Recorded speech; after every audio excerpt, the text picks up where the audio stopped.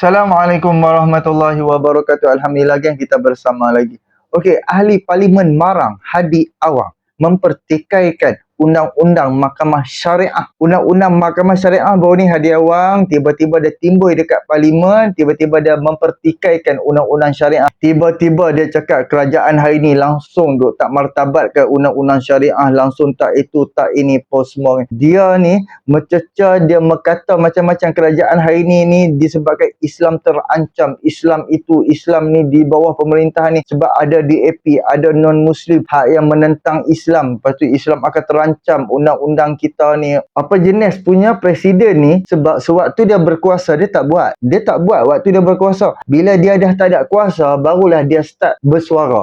Waktu sebelum hang jadi kerajaan, sebelum parti PAS ada di dalam kerajaan, sebelum Hadi Awang menjadi duta khas, sebelum Hadi Awang bentuk kerajaan bersama Muhyiddin, hampa lupa kan hampa bersuara soal apa? Soal hudud, soal RUU 355. Hampa lupa kan? Dan sekarang, dan lepas hampa dapat khianat, hampa dapat jadi kerajaan, ke mana pi hudud tu? Mana pi RUU 355? Bila orang mempersoalkan soal hudud, soal RUU 355, hampa boleh kata suara-suara setan. Mana pi suara-suara tu? Lepas tu, bila hampa dah malu dengan apa yang hampa duk bawa selama ni, hampa alih isu kepada benda lain pula. Hampa alih isu kepada judi pula. Sedangkan waktu hampa memerintah, hampa kata negeri-negeri yang hampa perintah, hampa dapat hapuskan judi.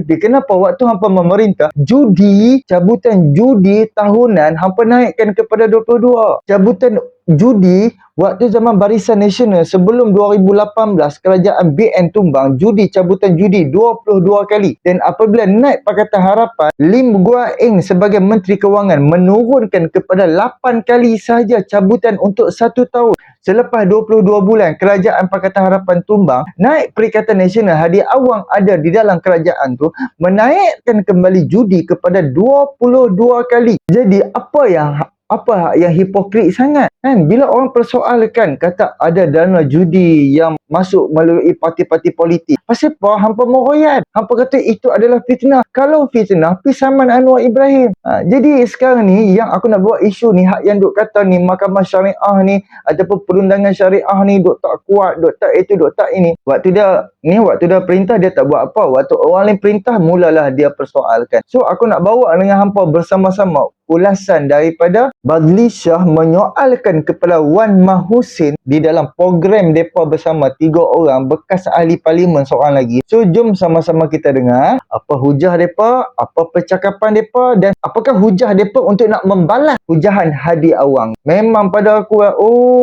bila orang lain berkuasa hang bukan main lagi. Bila hang dah tak berkuasa bukan main hentam, bukan main petikai lagi. Sebab tu Perikatan Nasional mereka dah tak jadi perikatan, mereka jadi pertikaian. Jom sama-sama kita dengar apa yang diperkatakan oleh Wan Mahusin. Panjang hujahnya tadi saya tertarik dengan satu perkara. Bila disebutkan yang Presiden PAS, ahli parlimen marang mempertikaikan tentang undang-undang syariah. 33 bulan dia jadi kerajaan, tak apa yang dia buat, tiba-tiba time ini dia mempertikaikan. Sedangkan dalam peruntukan belanjawan sekolah agama rakyat itu diberikan dalam kadar yang cukup tinggi, namun masih lagi dipertikaikan dengan undang-undang syariah. Mahusin, undang-undang syariah dipertikaikan dalam masa yang sama ahli parlimen kahwin banyak. Macam mana? Saya hairan. Mereka bercakap soal Islam terancam. Islam terancam. Islam terancam. Baliklah weh. Tanah kita orang nak ambil dah. Allah. Katanya Menteri Besar. Islam terancam. Malaysia ini undang-undang syariah tidak dipertingkatkan. Undang-undang syariah di Malaysia adalah undang-undang syariah yang terbaik di seluruh negara. Amin, amin. Kerana apa? Kerana di dalam perlembagaan Islam sebagai agama persekutuan. Ya. Hanya di Malaysia berkahwin dengan orang bukan Islam, orang bukan Islam wajib masuk Islam. Yes.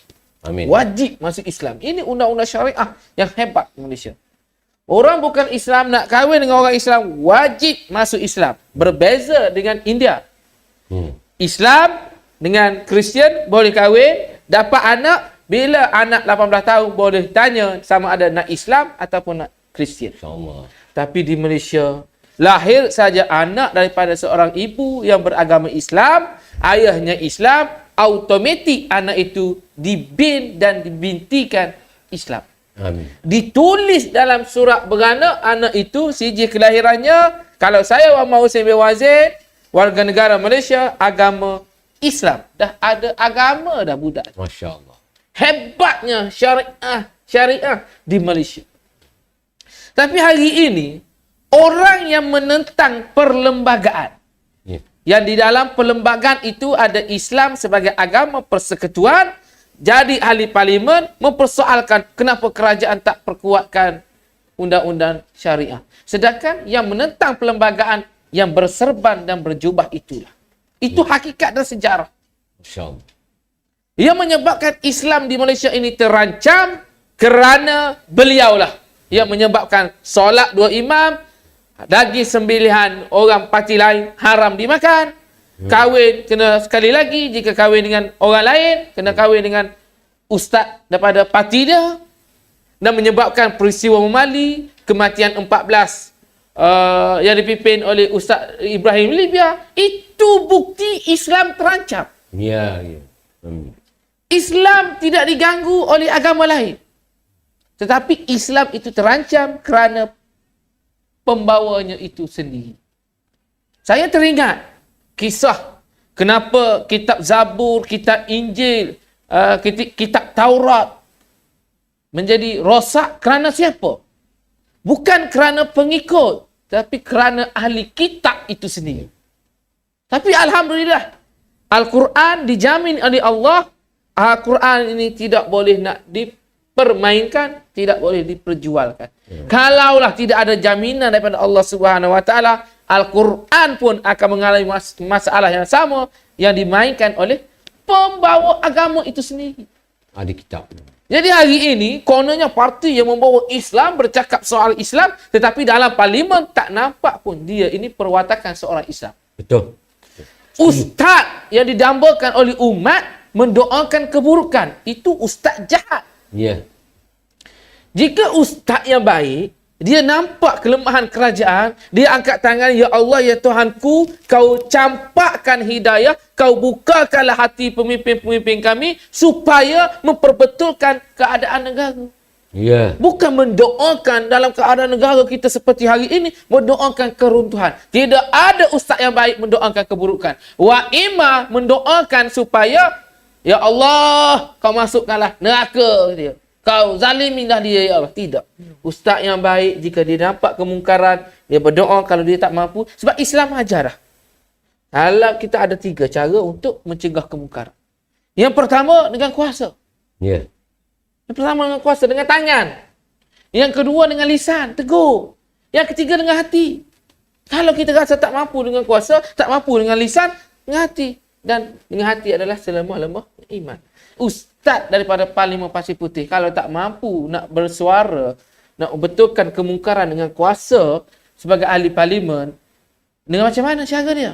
Jika kerajaan pada hari ini melakukan kesalahan, dia tunjukkan, ya, Muhammad Perdana Menteri, ini solusi dia untuk menyelesaikan masalah rakyat. Tunjuk seperti mana Pakatan Rakyat dahulu. Tunjuk belanjawan alternatif supaya ada jalan keluar.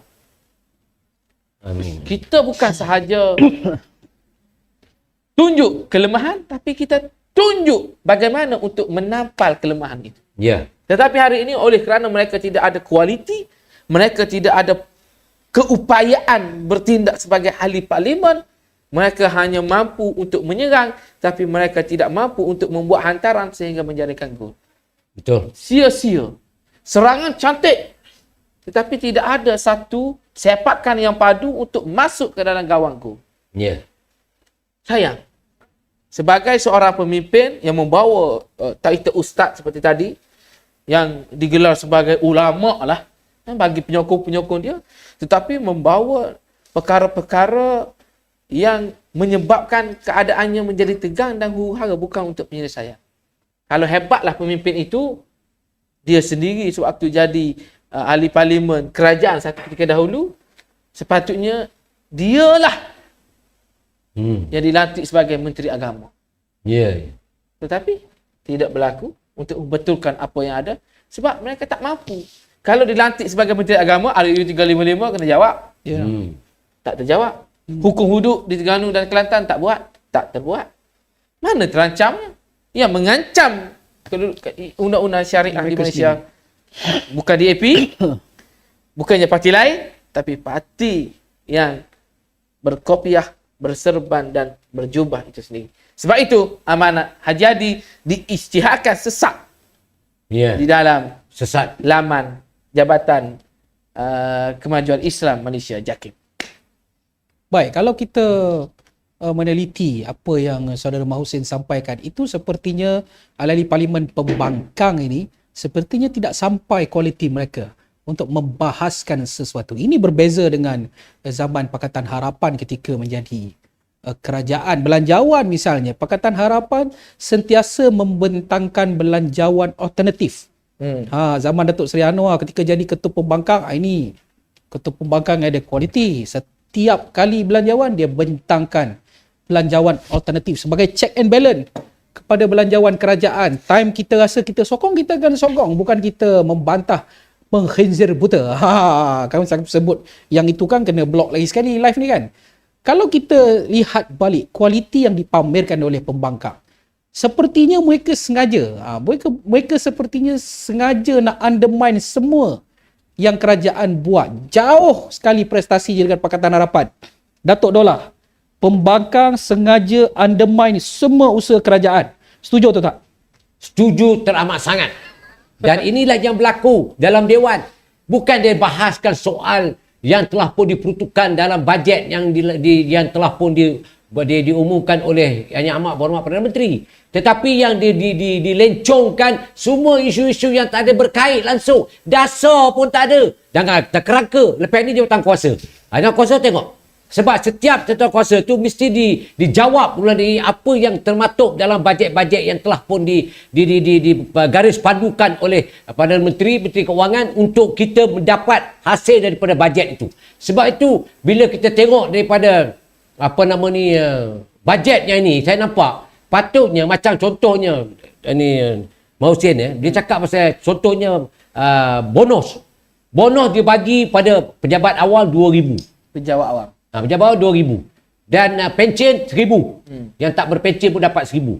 Jadi persoalan yang timbul ialah dia sepatutnya ahli dewan mengambil itu sebagai menasihati pejabat awam itu supaya bersabar, dan akan ada lagi sekiranya kita menyelesaikan masalah hutang yang bertumpuk selama 1.5 bilion, kena kurang dah sikit dibayar oleh Tun Sri Anwar Ibrahim dan juga kerajaan perpaduan ini, dan nampak ada pengurangan dia tu. Dan sabar dulu, buat kerja elok, jangan 10 kaunter buka 3 kaunter belum pukul 1 untuk telefon tak menjawab, dan juga tak ada respon daripada servis department. Ini semua perlu diangkat oleh ahli dewan untuk penambahbaikan dan memberikan nasihat pada pejabat awam supaya ini yang akan boleh dilakukan.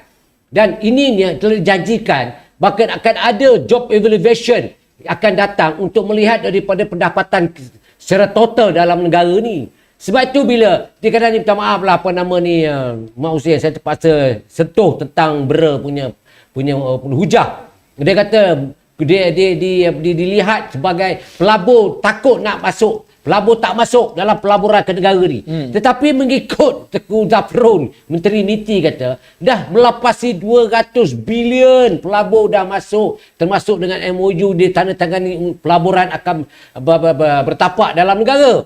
Dan daripada situ 22% daripada corporate tax tu kita akan dapat hasil.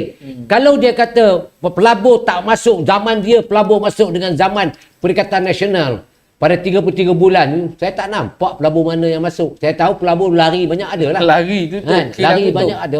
Pengangguran sudah pun melepasi 4% pada waktu itu. Dan juga pelabur-pelabur dah tak ada confident pada kerajaan pada waktu itu. Tiba-tiba dia kata macam mana nak dapatkan duit, sedangkan pelaburan kita amat dia kata pelabur tak berminat untuk berlabur dalam negara. Tapi laporan yang kita terima daripada investor department MITI punya department tu, kita tengok dah hampir 200 bilion. Oh, dahsyat. 200 bilion. Zaman kamu tu berapa? Lepas tu pula masa tengah Malaysia ke-12 dia kata 15 bilion, nak cari mana? Nak cari mana dia kata, ya Allah, dia Tuhanku. Takkanlah bekas Perdana Menteri pun begitu cetek dia punya pandangan dia. Kita nampak. Lepas tu kita tengok, kita fashion dia. Macam contohnya, apa nama ni, Timbalan Perdana Menteri kita. Dia Datuk Seri Zahid Hamidi. Sekarang ni dia nak lebarkan penanaman padi di Sabah dan Sarawak. Dia nak tumpukan berapa ribu ekar untuk tanaman padi. Kerana Sabah dan Sarawak padi yang bernas ni di Semenanjung. Yang sana tu dia punya lain. Dia punya sendiri punya tu. Jadi dia nak kembangkan kat tu. Macam itulah kita kena fikirkan. Apa katakan Menteri Luar Bandar, apa nama ni, penambahan untuk penanaman padi itu perlu dikembangkan di Sabah dan Sarawak, dan kita akan bersama-sama dalam memastikan yang Sabah dan Sarawak mendapat bekalan beras yang cukup. Di samping itu kita juga harus memikirkan tanah yang ada dalam Semenanjung ini kita perkembangkan untuk dibuat cucuk tanaman padi. Sebagai contohnya, pandangan itu yang kita dah menteri dah buka dah ruang, dah bagi tahu dah. Kitalah cuba nak mendebasnya. Dah diterokai, dah diratakan, kitalah yang nak membajanya. Ini bukan kita yang nak meracunnya tanah tu. Apa punya tenging. Dan itu sepatutnya yang dibahaskan. Dari bila pengumuman dia dibuat, maka wakil-wakil rakyat ini akan petik isu tu dan akan manfaat kepada rakyat. Dan tidak membolehkan kita membiarkan begitu. Kalau kat Sabah, Sabah lah. Sarawak lah. Itu je. Apa yang kita boleh sumbangkan dalam mengangkat penambahbaikan. Iaitu dia panggil apa nama ni, ajakan paradigma. Tetapi kita tidak berlaku begitu. Masuk Dewan, bantai dulu, bergantung dulu. Kau tak bayar duit tu ni. Yalah tak bayar. Bayarlah kalau dah hutang dengan apa nama pencetak harakah tu dah 7 tahun dah pun. Dia sifatnya apa lagi? Baru ni dia kata kita tunggu mahkamah punya. Mahkamah keputusan tu tak bersabit dengan kehutang dia. Bayar tu wajib. Kalau kau tak bayar hutang orang, apa akan berlaku pada diri kau dan parti kau? Betul-betul parti kau ni tak bertanggungjawab. Dan ini yang sepatutnya dilakukan. Betul? Jadi bila isu soal ni harakah saja, maka masa lebih 7-8 minit. Gedebang debu. Yang isu yang sebenar perbahasan tak berbangkit. Jadi inilah yang saya lihat bahawa you to find a quality debate, you must have the person who know the procedure and the solution. Baik tu dah tahu prosedur, dah tahu cara menyelesaikan masalah, baru kita dapat rohnya wakil rakyat yang baik. Dia tak semestinya wakil rakyat yang baik datang daripada beja atau pembangkang. Lahir daripada hati dia. Apa yang dia nak bantu kerajaan demi untuk rakyat di kawasan. Bak kata Mak Husin tadi, negeri dia, ini negeri persekutuan. Dia kata Datuk Seri Anwar zalim. Saya bersetuju sangat dengan pandangan Mak Husin tadi. Rakyat disantuni dah daripada peringkat lahirnya, daripada peringkat sekolahnya, dari menengahnya, daripada kolej universitinya. Malah rawatan air di Kelantan pun Datuk Seri bagi 1.1 bilion. Bayangkan 33 bulan kau mendongak kuasa, apa yang kau buat? Apa yang kau buat? Membiarkan banjir berterusan, membiarkan derita rakyat berterusan, jadi satu pesta pula, jadi musim pula. Bila banjir tu dia jadi satu banjir, dah jadi macam tak ambil kisah derita rakyat. Tetapi tengok kerajaan perpaduan. Kerajaan perpaduan bila melihat derita rakyat, pembangkang pun dia bagi 1.1 bilion. Tambatan air sungai pun dibuat kadar segera. Bercakap dia push je buat. Memanglah dia tak bagi kat negeri ni. Mak Husin takut nanti berapa Mercedes lagi beli. Ini mesti ni tak beli lagi ni. Besok dia beli Mercedes betul problem besok. Kalau kata betul-betul lah apa nama ni, kita menzalimi orang Melayu dan juga Islam ni, saya tak nampak. Yang saya nampak berapa ribu ekar tanah pergi gua apa nama ni Musang King dah jatuh kepada orang ni pelabur dari luar negara. Saya dengar berita tu memang disahkan, tetapi tak ada isu pun. Tak ada isu yang bangkit. Tetapi yang masa yang sama, tanah rakyat tu kamu bagi ke tidak? Tanaman itu perlu ke ni apa nama Musang King tu di banner, sedangkan keperluan lain padi dan sebagainya itu menjadi tuntutan keperluan rakyat harian. Yang itu bermusim, yang ini harian. Tak ada fikir ke cara untuk memproduktivitikan. Dan inilah harus, macam kata okey, sekarang ni kamu ada tanah 10,000 ekar. Jumpa dengan Yang Berhormat Datuk Seri Zahid Hamidi, kami ada tanah ni, kami nak buat padi. Dia macam mana nak buat padi ni? For sure, confirm, Yang Amat Berhormat Datuk MBD kata, okey, kita akan bantu untuk saluran air. Kita akan bantu untuk macam almarhum Tun Abdul Razak membuka felda. Dan itu akan dilakukan, tetapi tanah itu kamu provide bagi dekat orang Cina, tanah besar Cina. Kemudian rakyat menagih untuk mereka diberikan tanah. Ni apa punya manjal punya kerajaan yang kau pilih ni. Saya pun tak faham lah. Tapi itulah yang berlaku, yang rakyat perlu fikir.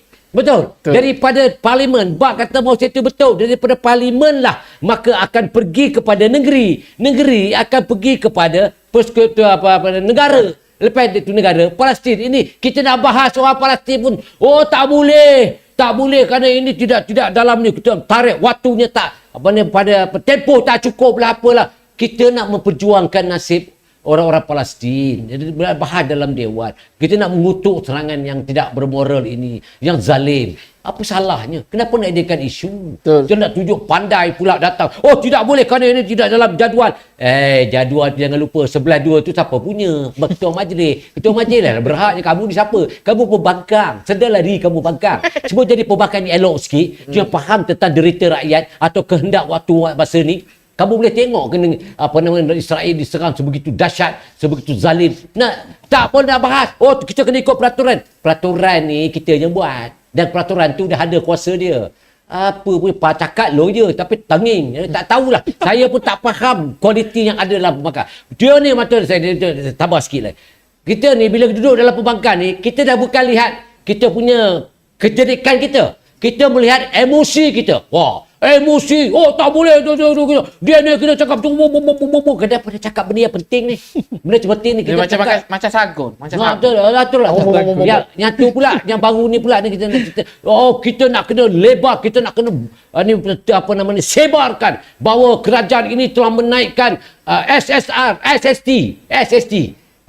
Dia bukan GST, SST. Oh, 6% ke 8%. Duk hebohnya tu. Yang nak tanya ni, kamu tahu ke apa tu SST?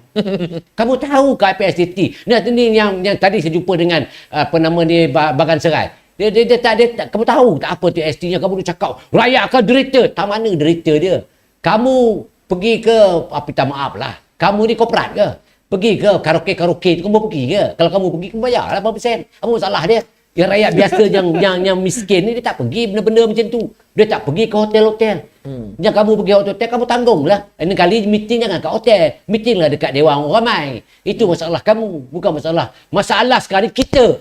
Jadi kenapa kita nak heret benda tu menjadi satu isu global yang membebankan, yang menekan rakyat. Apa punya saya pun tak faham tenging. Saya baca tu, ya Allah Tuan Ku, bodoh betul lah ahli parlimen ni. Katanya orang besar pasal satu komponen. Tetapi bila bercakap macam orang sekolah darjah 6. Bukan cakap ini orang darjah 6 lah. Tapi darjah 6 pun dia corek benda dia. Darjah 3 kot. Darjah 4 tu dia tak sekolah, macam dia lari, dia ponting. Agak macam itulah tahap dia kan.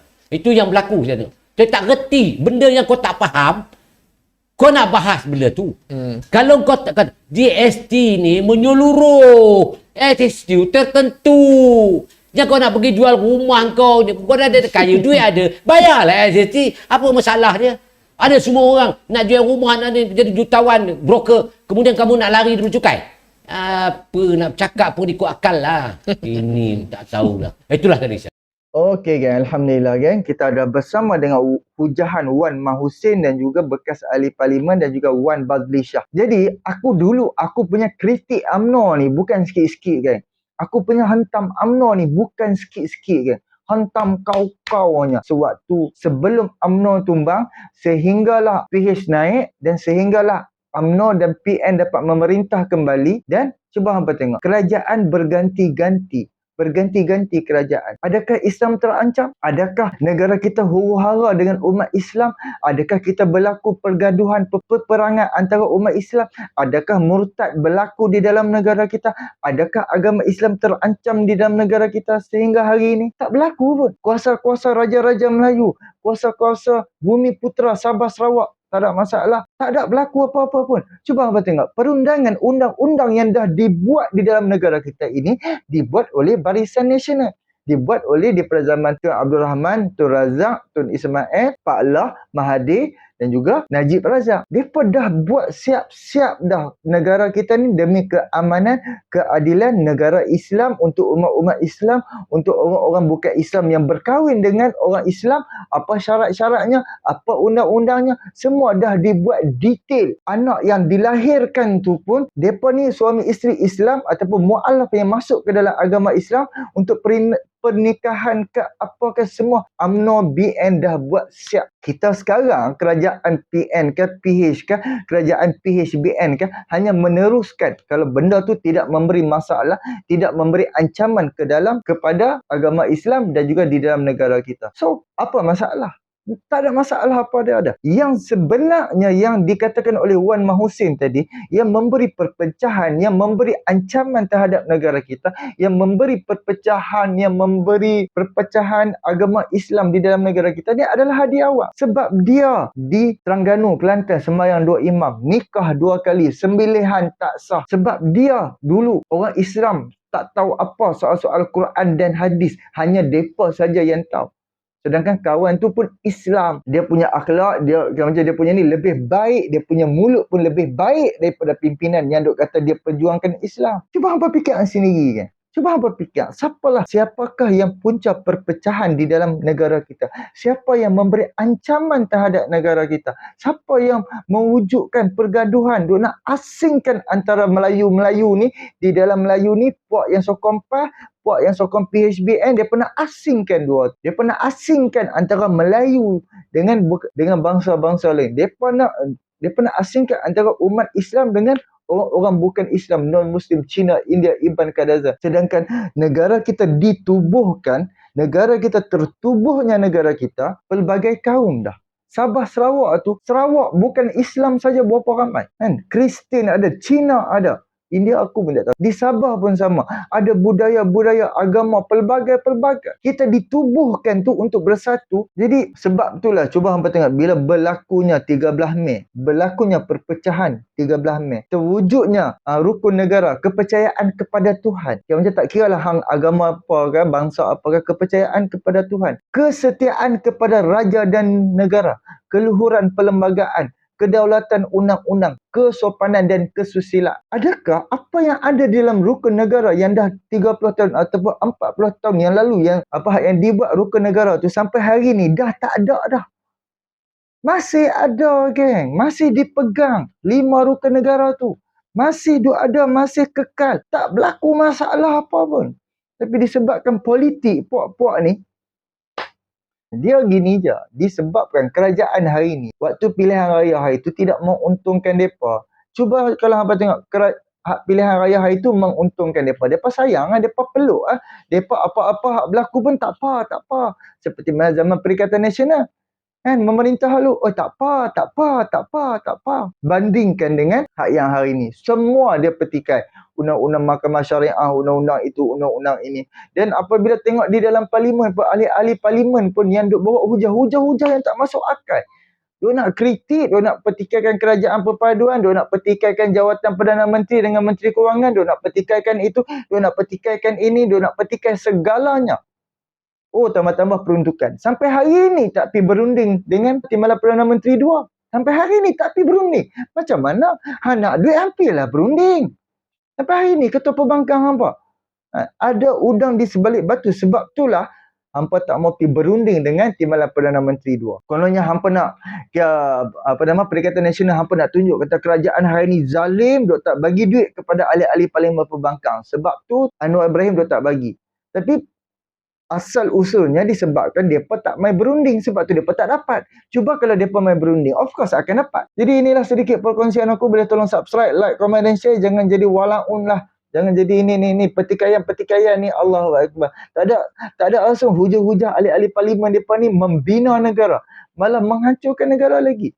Sebab tu pada aku puak-puak PAS ni segala betul-betul semuanya gila kuasa. Tak ada langsung yang dapat membina negara, dapat memajukan negara, dapat menyelesaikan keperluan rakyat apa hak yang perlu, apa hak yang rakyat perlu, mereka tak dapat selesaikan. Malah Perikatan Nasional tumbang, Barisan Nasional, Parti PAS, Parti Bersatu tumbang sebelum PRU, waktu PRU 15 tu, mereka tak dapat jadi kerajaan, mereka meninggalkan kesan ayam tak ada, telur tak ada, baja pun tak ada, kan, dedak pun tak ada.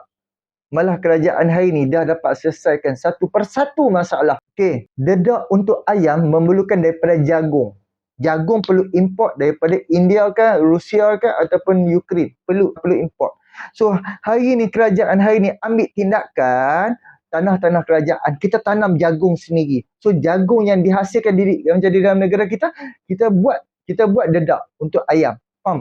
Selesai. Jagung dah 2 kali dah dalam masa 9 bulan ni, jagung dah boleh petik dah. Sebab tu hari ni ayam tak ada masalah. Dan pula telur, kan, disebabkan dedak untuk nak menghasilkan ibu-ibu ayam untuk bertelur. So sekarang alhamdulillah selesai, kan. Isu beras disebabkan India hari tu dia stop ekspor. Sekarang alhamdulillah, kan. Memang 1 bulan tu sangat-sangat perik apabila India dah bersetuju untuk ekspor macam berapa ratus ribu tan. Alhamdulillah, makin hari beras tempatan kita dah ada dah. Kita dah boleh dapat dah. Tapi kalau kita nak dapatkan di pasar raya besar. Jadi itulah hampa yang meninggalkan beban. Hampa tak payah nak petikai lah. Jadi inilah sedikit perkongsianku. Boleh tolong subscribe, like, komen dan share. Entahkan manfaat untuk ang. Assalamualaikum.